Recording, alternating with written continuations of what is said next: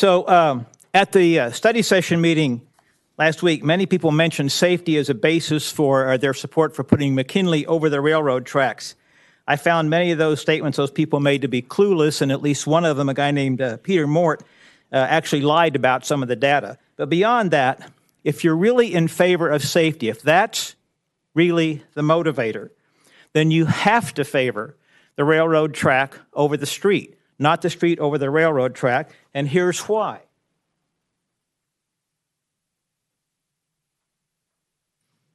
This is the picture.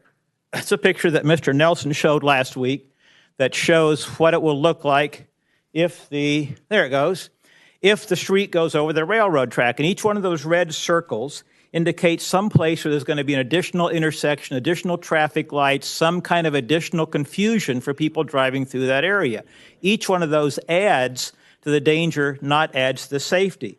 And that's what he said it would look like, whereas if you put the railroad track over the street, you actually simplify the whole area and you make it much safer that way for the cars.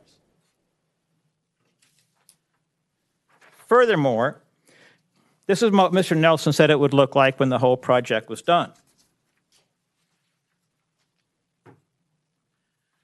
And I questioned him on that, and I said, I don't think it's going to look like that. I think it's going to look like something different. But last week I didn't know, but this week I found out what it is supposed to look like. Is this. And the red arrow points to the bridge of McKinley going over the railroad tracks. Now, if you look at this, this could be built if McKinley goes over the railroad, if the railroad goes over McKinley, or if nothing gets done at all. So why would it make any difference for all that crowd of people to come here advocating for putting McKinley over the railroad tracks? Because as long as you want to pay fair market value for the property, you could do that without doing anything at all to the streets. So I started thinking about this, and here's what I have come up with. So tell me if I'm wrong.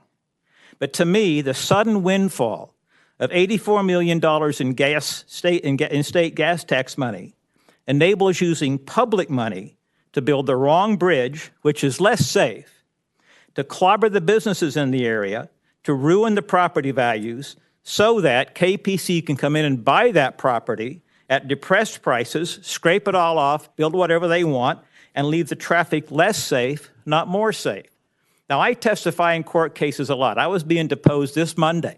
I deal with liars a lot. I am paid to try to connect the dots. So if I connect the dots on this, that's what I get. I see a multi-gazillionaire guy with many lawsuits against him using public money to depress the property values, to take advantage of people who are trying to run their businesses there. Is my 3 minutes up? Yes. I didn't see a timer anyplace. It went off once you go beyond the 3 minutes. Well, anyway, tell me if I'm wrong.